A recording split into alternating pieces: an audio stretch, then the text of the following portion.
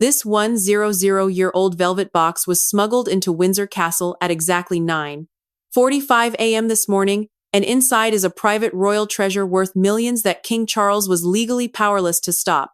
With one secret signature, an 80-year-old royal matriarch just bypassed the king, bypassed the queen, and gave this entire legendary collection of imperial jewelry directly to Catherine, the Princess of Wales. The palace is completely silent right now, and when you see the hidden legal loophole used to pull this off, and the exact reason why the rest of the royal family was completely cut out, it will change everything you think you know about who actually holds the power in the House of Windsor. A velvet box, stained with the deep patina of a century of royal history, was opened on a mahogany table inside the private quarters of Windsor Castle at exactly 9:45 a.m. this morning. Inside, resting on a bed of faded silk, was the legendary Tech Turquoise Suite, a priceless, historically staggering collection consisting of a towering tiara of geometric brilliance, a heavy, statement-making necklace, a cluster of intricate brooches, and a pair of delicate, teardrop earrings that have remained hidden from the public eye for decades. With a single pen stroke on a non-disclosed legal deed, an 80-year-old royal matriarch bypassed the entire direct line of the British throne. She bypassed King Charles III. She bypassed Queen Camilla. She bypassed every traditional protocol that dictates how the treasures of the House of Windsor are supposed to be distributed. In doing so, Birgitte, the Duchess of Gloucester, officially transferred 100% of the private legal ownership of this sovereign hoard to Catherine, the Princess of Wales. The reaction from Buckingham Palace has been a chilling, deafening silence, a quiet that speaks volumes to those who understand the unspoken war of visual supremacy currently shaping the modern monarchy in 2026. Why does a seemingly simple signature in a secluded room change everything? Why did a quiet handover, completed before the changing of the guard, send shockwaves through the institutional corridors of the palace? The answer lies in a calculated, brilliant exploitation of property law, family legacy, and the intense psychological undercurrents of survival within the royal family. To the untrained eye, this is just a senior royal passing down family heirlooms to a younger relative. But to the architects of the monarchy, this is an unprecedented institutional shift. By handing these specific stones to Catherine, the Duchess of Gloucester did not just gift jewelry. She repositioned a piece of the monarchy's foundation. She created an open loop in the palace hierarchy, leaving courtiers whispering two dangerous questions. What exactly is written in those private legal transfer documents, and why does this specific, ancient suite of turquoise pose such a profound threat to the current establishment?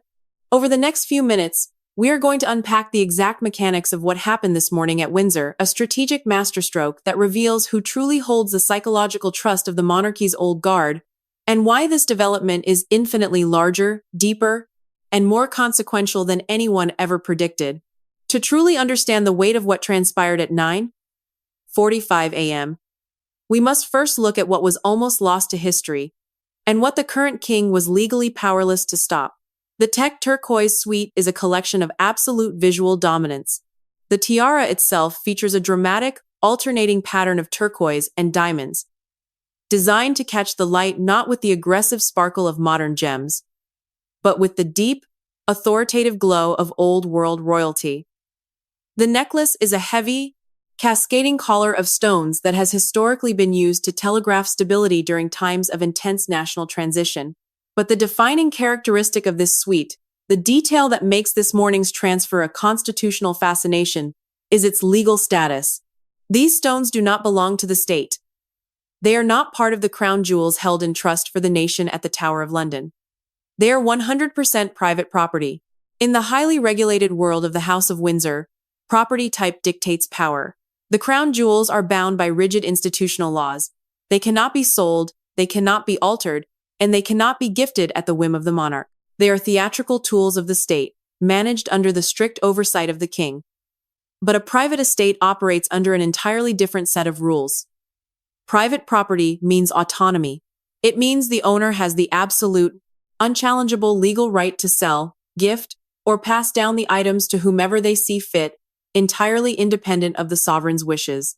King Charles III possesses no legal authority to demand that the Tech turquoise be surrendered to the Central Royal Collection.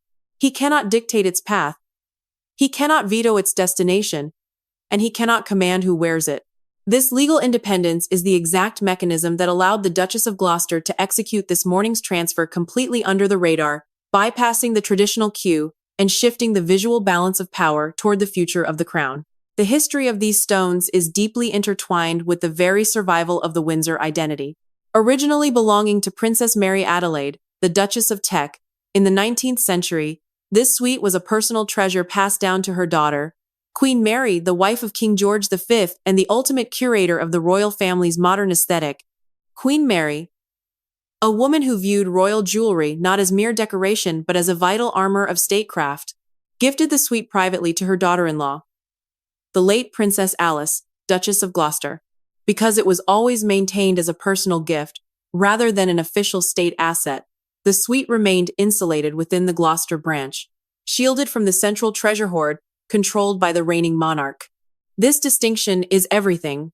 It allowed the Duchess of Gloucester to act this morning, not as a subordinate royal official obeying an institutional command, but as a sovereign private citizen disposing of her own historic estate. The visual of these deep blue-green stones being transferred directly into Catherine's custody represents a profound, quiet rebellion against the centralization of royal assets. It creates an independent treasury for the Princess of Wales, establishing an alternative visual narrative that stands entirely separate from the official pieces controlled by the King and Queen. As the morning sun hit the stone walls of Windsor Castle, the legal representatives of the Gloucester estate walked out of the private quarters, leaving behind a new reality. The transfer is legally binding, permanent, and entirely irrevocable. It represents the closure of the Gloucester branch's independent era of historic collecting and the deliberate funding of a new, unified visual dynasty under William and Catherine. The immediate reaction from the inner circles of the palace has been one of profound calculation. Courtiers are acutely aware that the public perception of the monarchy relies heavily on what they see, and by securing this historic suite, Catherine has just acquired an armor of unparalleled historical legitimacy. But this brings us to the first major friction point within the palace walls. The traditional hierarchy of the royal family dictates a strict order of preference, an unwritten code where the reigning queen consort holds the ultimate right of first refusal over significant historical pieces.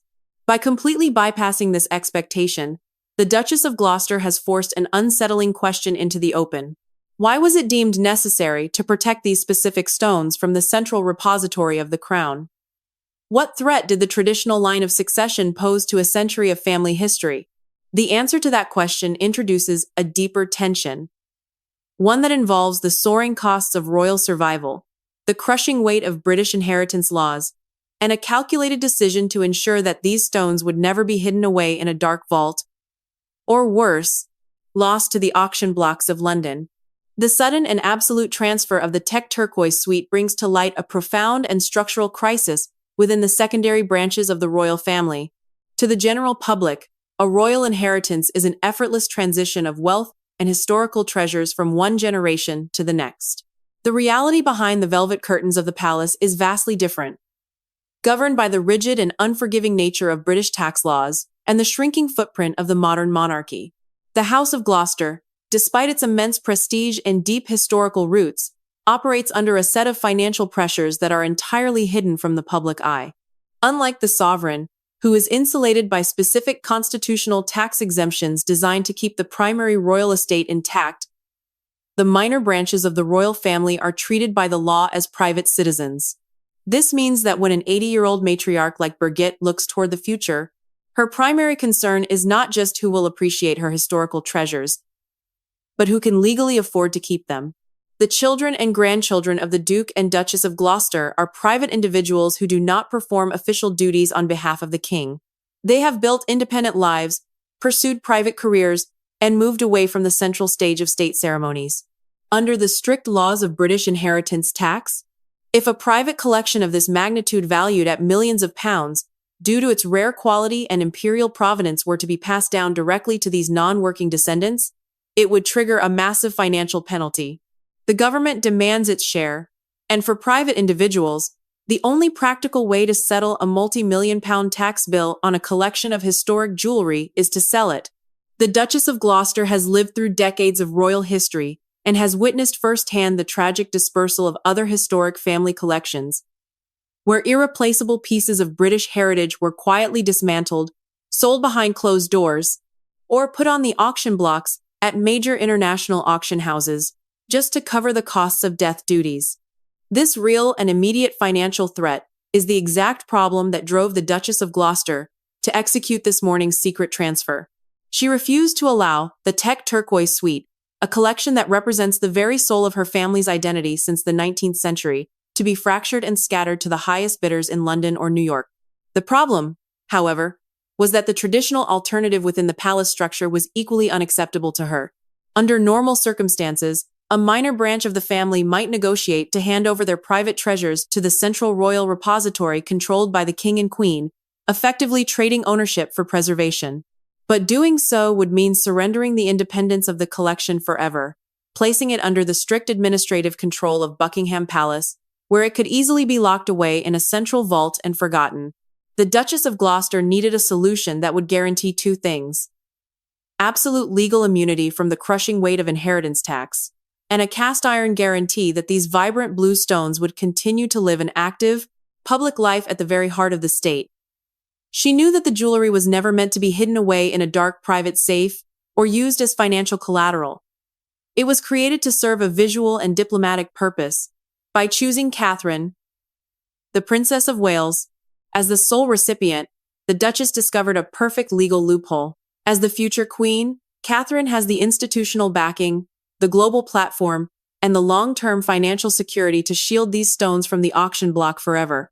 But this decision immediately created a sharp institutional friction, because by protecting her family's legacy in this manner, the Duchess of Gloucester openly acknowledged that the traditional line of succession could no longer be trusted to preserve the private treasures of the Windsor dynasty. The transfer of the Tech Turquoise Suite has done something far more profound than simply solving a family tax dilemma. It has ignited an undeclared war of visual supremacy within the modern court, raising the stakes of royal representation to an unprecedented level. In the British monarchy, power is not merely exercised through speeches or legislative signatures, it is projected through symbols, history, and appearance. When the public looks at the royal family during a state banquet or a national celebration, their brains immediately process a visual hierarchy. The size, history, and rarity of the jewelry worn by a royal woman serve as an unspoken code that signals her actual standing within the institution. By inserting the massive, historically heavy Tech Turquoise collection directly into the personal arsenal of Catherine, the Princess of Wales, the Duchess of Gloucester has deliberately altered this visual ledger, creating a reality where the future of the crown now possesses a more distinct, independent treasury than the present. This rapid escalation has caught the inner circles of Buckingham Palace completely off guard. Under normal conditions, Queen Camilla maintains absolute dominance over the visual landscape of the court. She has unrestricted access to the primary central vault, allowing her to select from the staggering array of diamonds, rubies, and emeralds amassed by the late Queen Elizabeth II.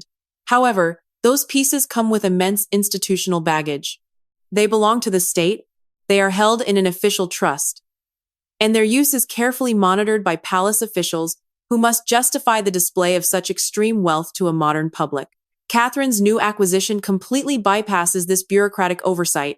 Because the Tech Turquoise Suite is now her absolute private property, she has the legal autonomy to wear it whenever, wherever, and however she pleases, without seeking permission from the Central Committee or matching the preferences of the Queen Consort. The long-term consequence of this shift is that every upcoming state event will now be viewed through a highly competitive lens. When a foreign head of state visits London later this year, the global media will not just be analyzing the diplomatic speeches, they will be comparing the two most powerful women in the royal family side by side. Queen Camilla will undoubtedly be wearing the official, state-sanctioned diamonds of the crown, representing the heavy, formal continuity of the present reign.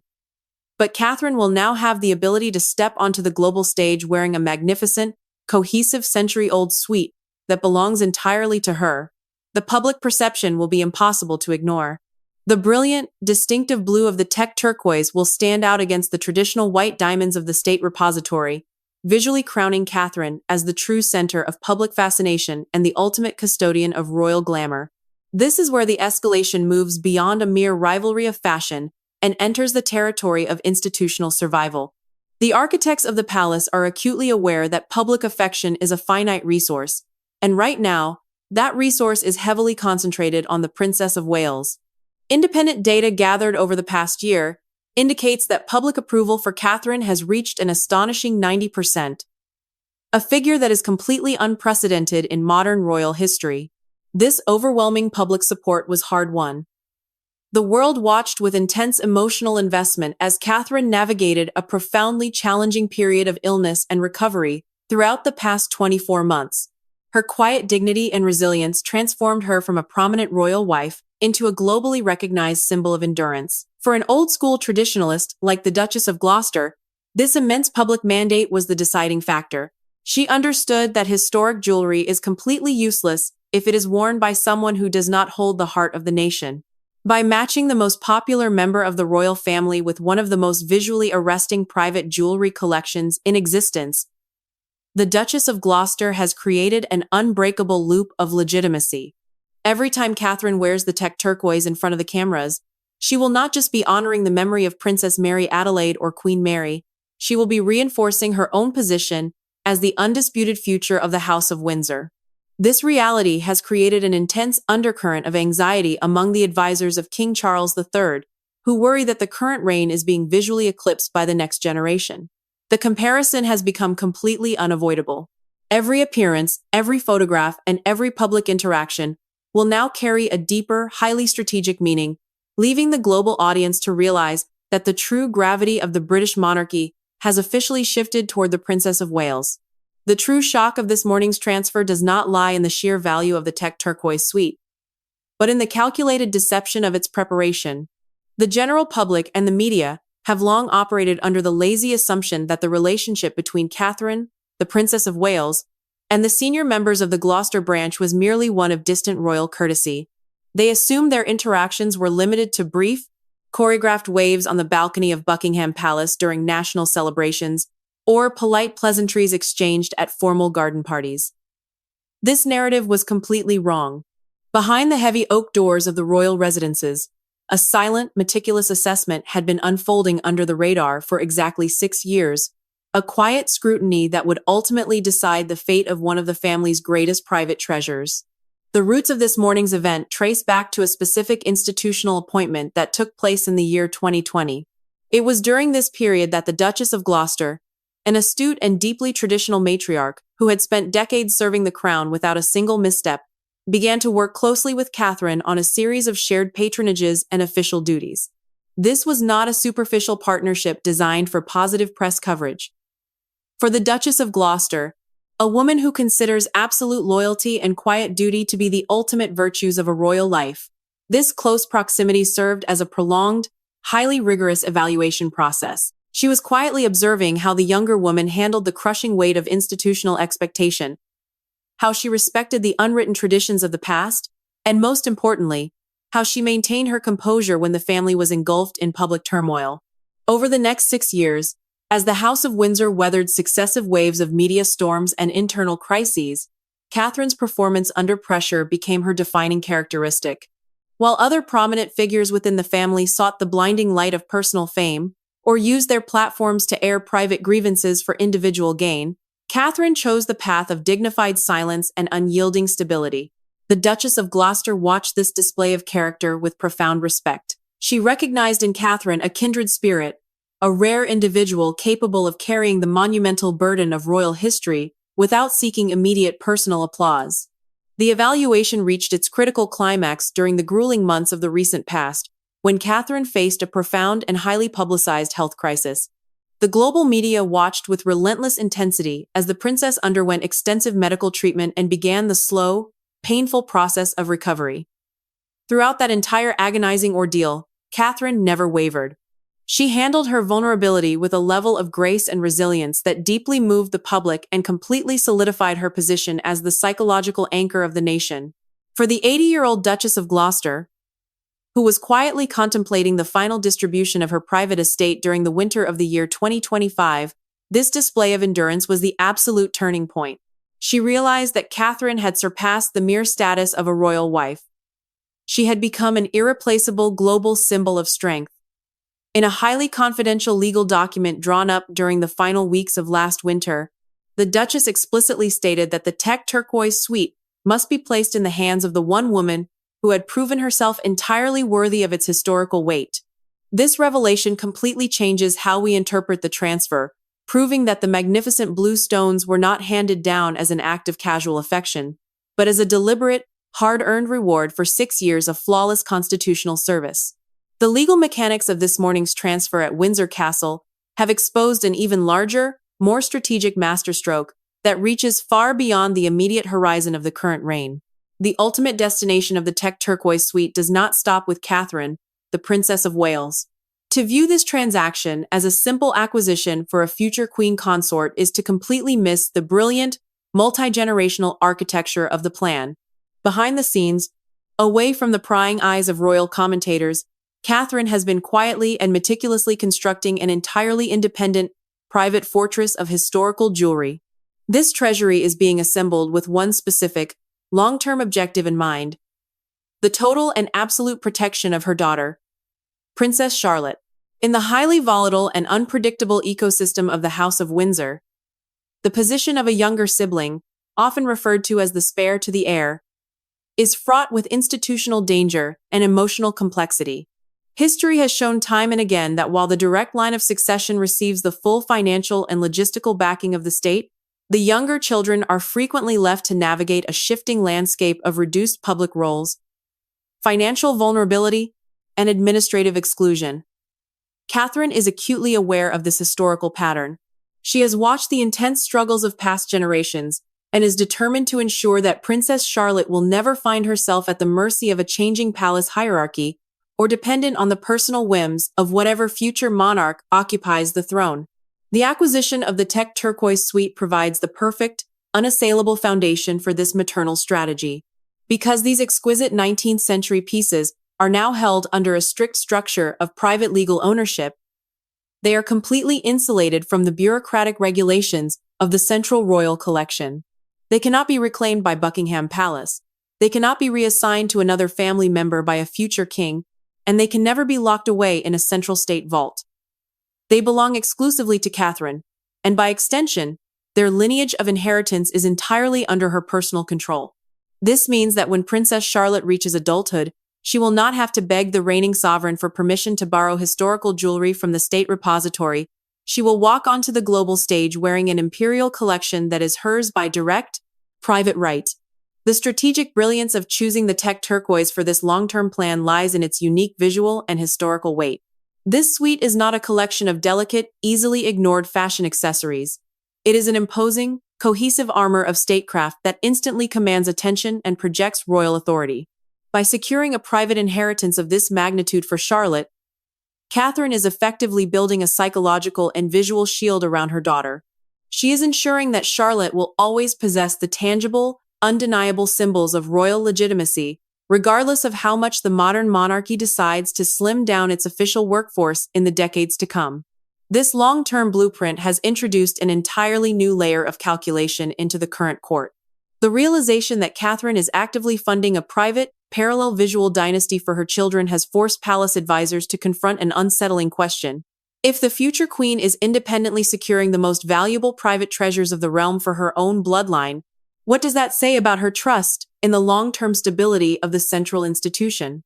Every single answer to that question creates a new mystery, leaving courtiers to whisper that the true power structure of the Windsor family is no longer concentrated around the traditional throne, but is being quietly, permanently remapped inside the private apartments of the Princess of Wales. The intense speculation surrounding the secret negotiations at Windsor Castle did not have to wait long for a definitive, undeniable response. In the high-stakes world of royal communication, an official press release is rarely used to confirm intimate changes within the private estate. Instead, the family utilizes the ultimate weapon at their disposal: the undeniable clarity of public appearance. This morning, just hours after the final signatures were dried on the legal deeds, The Princess of Wales was seen attending a private family gathering within the secure grounds of the Windsor estate. There was no grand announcement, no fanfare, and no formal speech. Yet, as the cameras caught her silhouette, the global media instantly captured the definitive proof of the transaction. Resting just below her hairline, catching the morning light with a deep, authoritative glow, were the unmistakable teardrop earrings of the tech turquoise suite. The visual payoff was immediate, absolute, and utterly overwhelming for those who have spent decades tracking the historical treasures of the British monarchy.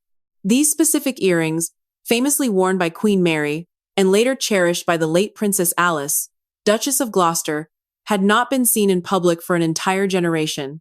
Many prominent historians and jewelry experts had openly feared that the suite had already been quietly dismantled or locked away in a private bank vault to avoid the prying eyes of the tax authorities.